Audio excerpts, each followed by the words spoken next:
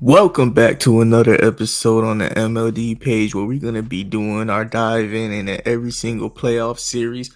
Playoffs start on Saturday. Today is currently Wednesday, so I'm going to have to be if you guys like this. I seen the last one about the Mavericks Clippers. It did pretty decent for this page with 5 subscribers. If you like this, man, make sure you tune into the other ones. And look, like I said, we have 5 subscribers, man. Every like, comment, subscribe, it matters a lot. And that's enough of me plugging myself. Let's talk about this series, man. We're gonna talk about the Timberwolves first.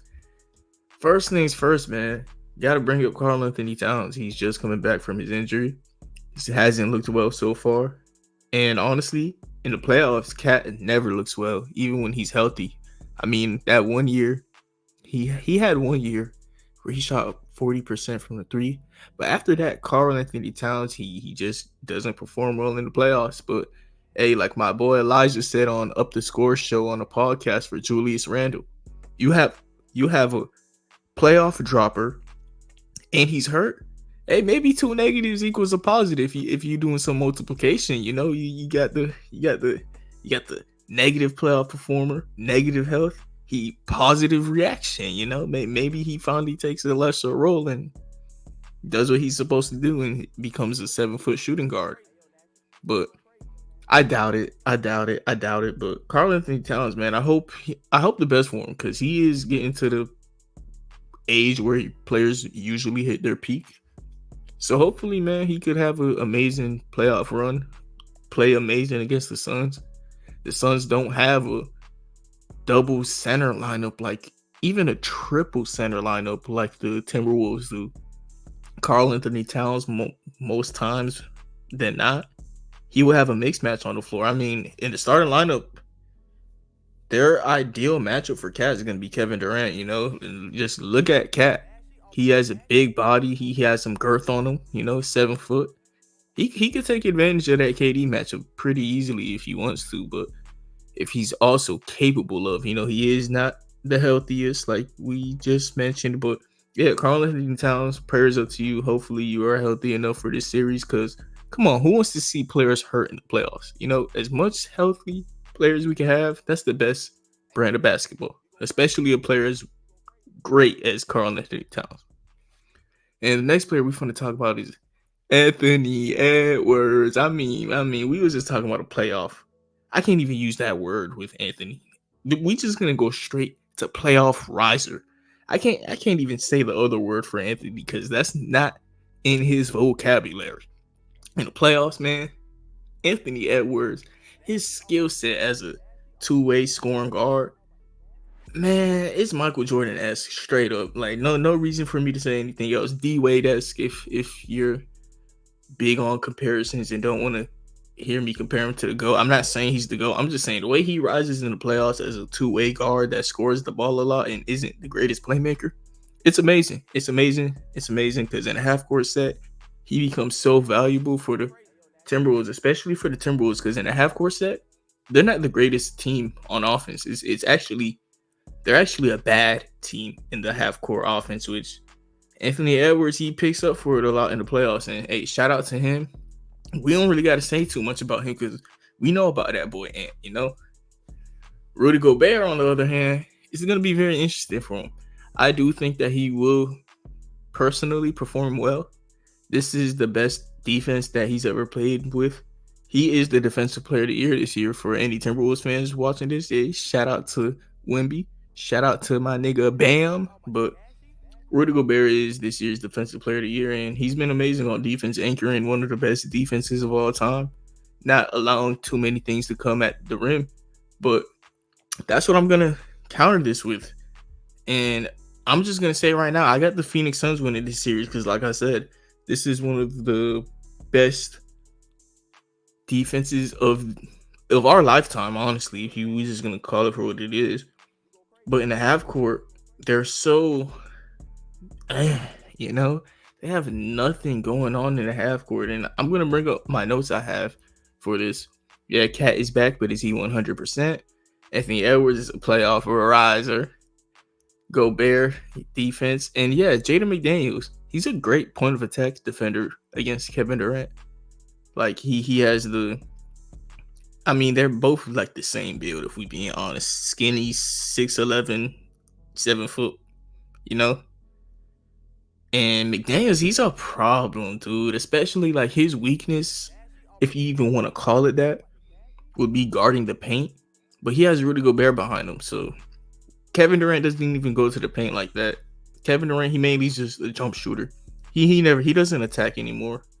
So McDaniels, he's gonna have a tough matchup with Kevin Durant. But if you were to have anyone guard Kevin Durant in the league, McDaniels would be one of the first 10 names that you call on. So that's a nice thing for the Timberwolves.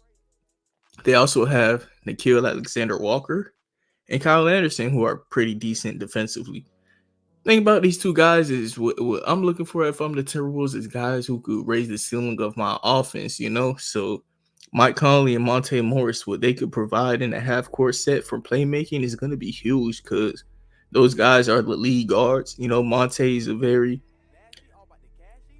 he's very similar to Mike Conley with his with his skill set, I should say. He's a pass-first guard who doesn't turn over the ball too much. And he isn't a number one scoring option, you know? So they gonna have the same type of offense no matter who's at point guard. So I like that consistent point guard play. And like I said earlier, half court offense is bad. That Naz Reid is gonna be huge, dog. Cause especially how Cat performs in the playoffs, they gonna need somebody to step up, and I think it's gonna be Naz Reid. Cause the Suns, they're a smaller team. So whenever Naz Reid is in, he probably going to be at power forward with Cat or Rudy Gobert in that center. I think Naz Reid is capable to take advantages of some mixed matches, man. Naz Reid has been really good. And I want them to put him at small forward sometimes. I really do. The Timberwolves have this lineup where they put Naz Reid, Karl Anthony Towns, and Rudy Gobert on the floor at the same time with Naz Reid playing a small forward position. Feel like a team like the Suns, who already have trouble with one of them boys at the power forward position, imagine you put all three of them on the court now and somebody's playing small forward. That will force Devin Booker, Grayson Allen, or Bradley Beal to guard Naz Reid, maybe, you know?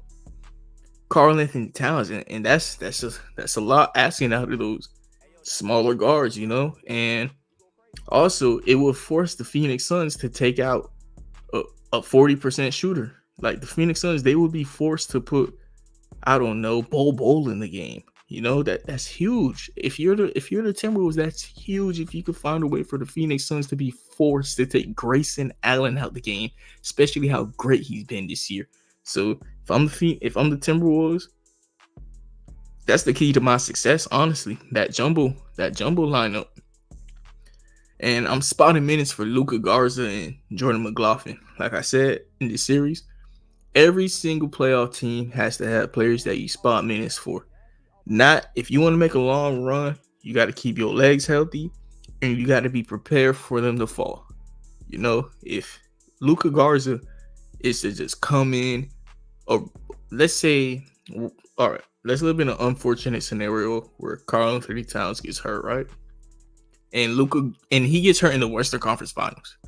And Luka Garza has not played any NBA ball for the last 2 months.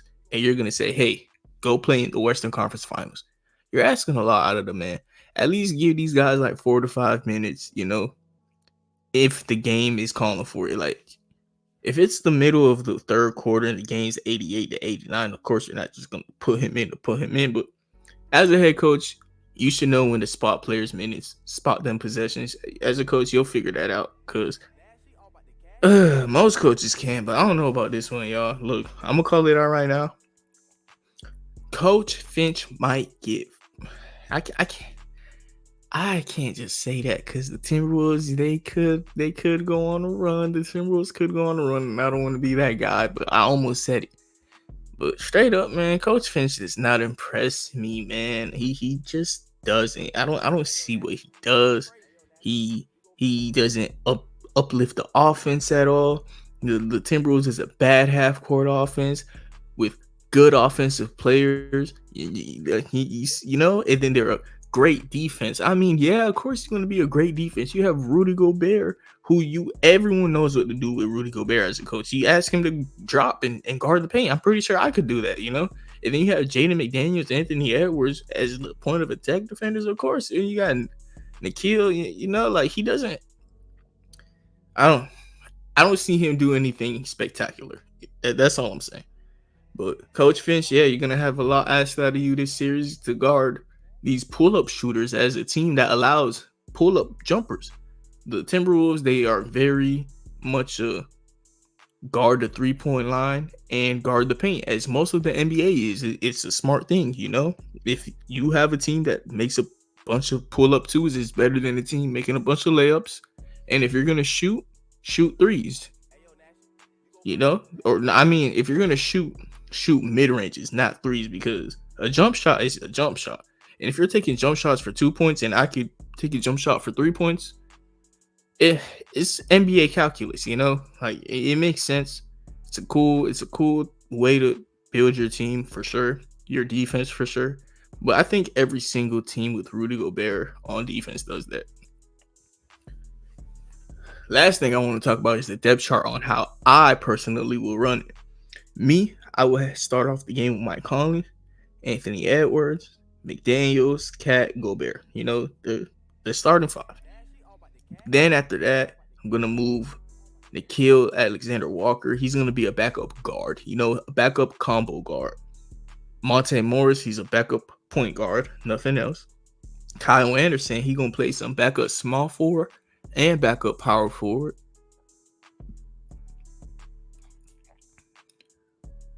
Naz Reid gonna play backup small forward, power forward, and center. That's another thing. I want to spot Naz Reid minutes at small forward. I want to see if it could work. Just if it works, dude, holy, because that would be so much fun to see. And then the last guy I want to spot minutes to is Luka Garza at power forward and center. I mean, this guy, he doesn't play that much, but when he gets in the game for a little bit, he be going brr, you know. It's kind of fun to see. And Jordan McLaughlin at point guard, because he can knock down his shots and he plays hard, especially if the Suns put in Isaiah Thomas, so you don't gotta like cry too much about the height difference. Hey, maybe that is the time you like. That's what I mean when I say you spot minutes. You spot Jordan McLaughlin minutes and be like, hey, Isaiah Thomas is on the court. If you can't show me anything against Isaiah Thomas, I'm not giving you another chance. I just want to give you a chance, though. But if you can't show me nothing against Isaiah Thomas, somebody who is your height, bye-bye. Monte Morris, you're back in, you know? But that's it with the Timberwolves. I mean, this team, if they lose this series against the Suns, expect to see changes because they already talking about selling the team. This team isn't the type of team that's going to go deep into luxury tax. They in Minnesota. The owner's not that rich. He already wanted to sell the team. Yeah, I already think Jaden McDaniels or Karl Anthony Towns will be moved before getting exited in the first round. Now, if they do get exited in the first round, if they do I mean, it's a wraps for Karl Anthony Towns, right? I think they should have traded off a Cat a while ago, but if he gets if they get eliminated, he's gone. He's gone, or I at least would hope so. But in a world where they don't get eliminated and they win the finals, I mean, hey, shout out to the Timberwolves, NBA champions. Yeah, Timberwolves are a great team, 3rd seed in the West, great season, but I just think they got a bad matchup, dude. Kevin Durant has, honestly, in recent playoffs, he hasn't been all that amazing. But against the Timberwolves, the Suns have so many advantages because they have multiple players that could pull up and shoot, which if you are to go against a drop defense, that's the best way you could react to it because as Rudy Gobert is dropping, they could just pull up, you know, because he didn't pick up. He's not really playing hedges hard or anything. He's not going to allow 2 points at the rim, but he will allow 2 points from the mid-range, you know? And it's not a Rudy Gobert thing. It's just a scheme thing, which is a great scheme. Don't get me wrong. You just have a problem when you go against these type of guys, these pull-up shooters. The Suns are mid-range assassins. I mean, Kevin Durant, I think that's his superpower, the mid-range. This other guy right here, Devin Booker, I think that's what Devin Booker's best at too. I think that's Devin Booker's superpower, the mid-range. Then you got Bradley Beal. What's his superpower? Probably the mid-range. So you have a team of 3 stars who are mid-range assassins. And I got the Suns winning this series. We're gonna look at my notes for the Suns. Yeah, fourth quarter, give it to Devin Booker. I'm tired of the Suns not realizing, hey, it is the fourth quarter. Maybe we should give the ball to our best player. Huh? Did I just say Devin Booker's the best player on the Suns? Maybe you should give the ball to your best player. Or how about this? Who cares about the best player conversation right now? How about you give the ball to your best 3-level scorer and your best playmaker? Okay, Phoenix. Frank Vogel, you need to do a better job on that, okay? The Suns have been a top 15 team on both sides of the ball on offense and defense. It's actually pretty impressive because going into the season, you would have thought that the Suns are about to be a pretty bad defense and one of the best offenses of all time. They've been a mediocre offense, but they also been a mediocre defense, or I don't want to say mediocre, a good offense and a good defense, which that's what they've been riding off of. They've been rolling off of being a balanced team, which to me is pretty impressive. Like I said, KD's a 2-level scorer, so I don't think that he's going to be affected too much by Rudy Gobert. He just doesn't drive to the paint enough. He's not going up on Rudy Gobert. He's not even trying to lay it up on that man too much. Like, that's not the type of player Kevin Durant is. Kevin Durant is a fallback jump shooter. When he's open from the 3, he gonna take it. And he gonna play some solid defense. That's Kevin Durant, He's not attacking the rim like he used to.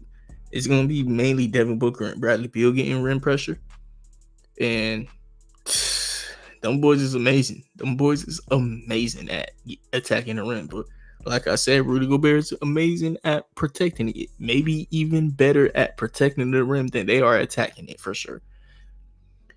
And the Phoenix Suns, the whole series, they should rotate these guys at point guard. Whenever Bradley Beal's not at point guard, it's because Devin Booker's at point guard, and vice versa.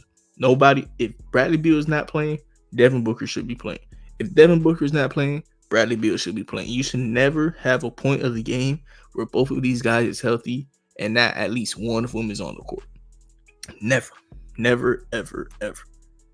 And then Grayson Allen, dude, he's going to be pretty important in this series. And I think the Suns know how well he may have a chance of playing, because the amount of space he's been having this year on his jump shots, I think teams, I don't know what you do, because Grayson Allen has been knocking down these shots all season. I'm just wondering, are teams going to keep leaving him open? Like, I don't think that's the best thing to do, but at the same time, if you're not leaving him open, you're guarding KD, Booker, or Beal one-on-one. I mean, Grayson Allen just still might be the best chance of you winning a series. You hope for a bad Grayson Allen game, which is, I don't know, man.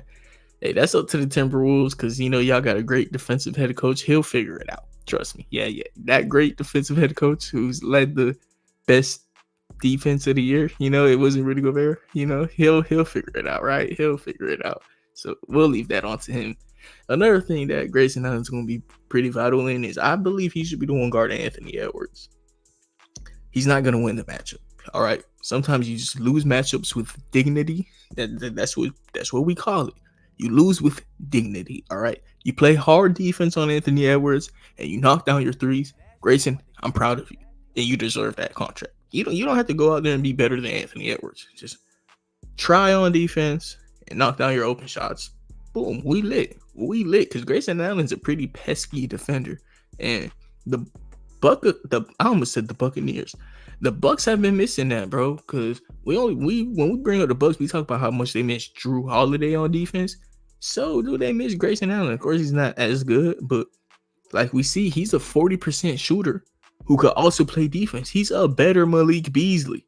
You know, if I mean they bench Malik Beasley because he can't play defense. And look at Grayson Allen. He's having the best year of his career off of these guys who create the best advantages for him in his career. It's not insane at all. For the bench, man, Suns, they got a pretty, like, their bench isn't that deep, but you're gonna let it be decided off who knocks down their shots after Royce O'Neal. Royce O'Neal and Eric Gordon, they might be locks to come off the bench. So you have a 7-man rotation right there with Devin, I almost said Devin Booker, with Bradley Beal playing point guard, Grayson Allen playing shooting guard, Devin Booker playing small forward, Kevin Durant playing power forward, Yusuf Nurkic starting at center. That's 5 people right there who are all of these guys are great NBA players. Those 5 guys are great. And then you got Eric Gordon, who's 6. You got Royce O'Neal, who's 7. Right there, you got 7 players automatically. After that, me personally, I will try out a bunch of guys and see, like, who's going to be the 8-9 man. Like, we have 2 spots. Somebody come earn it. Because, like I was talking about with the jumbo package for the Timberwolves a lot, and I feel like if Chris Finch is smart, he will go to that in this series. A lineup like that, you have to put Bo in, right? I mean, he is another versatile big who the Timberwolves, even if they do come out to that lineup, it wouldn't be for a lot of time. So, Bo wouldn't have to play that much. And when Bobo plays, bro, he's pretty nice. If Bobo could be number 8, I'm happy with that. Thaddeus Young, though, if all of these guys shit the bed and none of them could shoot, I think Thaddeus Young is who you go to because he's reliable. You know what you're getting out of Thad Young, and sometimes you just like that. Like, hey, you're gonna play some defense, you're gonna rebound sometimes, gonna shoot well enough. Not as well as we would want, but Thaddeus Young, you're happy with it, you move on. Who else? Josh Okogie, pretty. You want him to knock down his shots. If he can knock down his shots, you got another POA defender, but at the same time, that's another shooting guard, man. I really want another one of these forwards to step up for the Suns, such as Thaddeus Young, Bull, Nazir Little. I don't expect much out of Nazir Little, to be honest. Drew Eubanks, Drew Eubanks probably is going to get playing time. He should be a lock for playing time, honestly, but the Suns rotation at like the 8, 9, 10 gets scary, but all they need is one guy. We saw the Nuggets make a finals run with a 7-man rotation last year, but we just need one forward on the Suns to be the guy to step up. One forward. The Suns are one forward away from a finals run. They get Bobo, Drew Eubanks, or Thaddeus Young to step up, and they're a finals team, possibly, depending on how matchups go and stuff. But we'll see with that. As you can tell, I got the Phoenix Suns winning this series. It's gonna be a fun series. I think this has been one of the easier first round matchup picks for me. Again, I know I said that about the Dallas Mavericks Clippers. Now I'm gonna say that about the Suns Timberwolves. I feel like the Western Conference so far has been pretty easy, and the next one we got for the West is the Nuggets Lakers. I'm pretty decided on that pick too. The Eastern Conference is where they got all of these hell matchups, man. The Eastern Conference is crazy. Holy. But yeah, I'm pretty confident in my Suns pick. I don't really bring up regular season a lot in the playoffs, but the Suns are 3-0 against the Timberwolves this year in the playoffs. And if anything, the Timberwolves got worse while the Suns got better, Timberwolves got Cat hurt. In some of those games, Royce O'Neal wasn't there. Now he's there, so they're deeper. Some Bradley Beal was in and out a lot. Now Bradley Beal and the Suns rolling, So yeah, while the Timberwolves getting worse, the Suns getting better, and the Suns were already like 3-0 against them. So yeah, it's pretty bad for the Timberwolves. Like, I feel bad because, man, dude, I'm so convinced that they're gonna lose this series. So I'm gonna just start saying it now because it's the end. They're gonna fire Coach Finch. They're going to trade Cat or McDaniels. I hope it's McDaniels to the Heat, but they're going to trade one of those guys, and hopefully we'll see what the Timberwolves look like next year. And Anthony Edwards and Rudy Gobert is a great core to build around. I think Edwards, McDaniels, and Gobert should be the core that they build around. I think that's cool. And after that, you find out what you do with Cat. Worst part about it is Cat might be a lateral move. You trade Cat for pieces that fit better. You're not going to get a star out of Cat, to be honest, because the reason you're trading Cat is because you feel like he's being paid too much money, and he is, honestly. And that's another thing about Cat. Who's going to want him on that deal?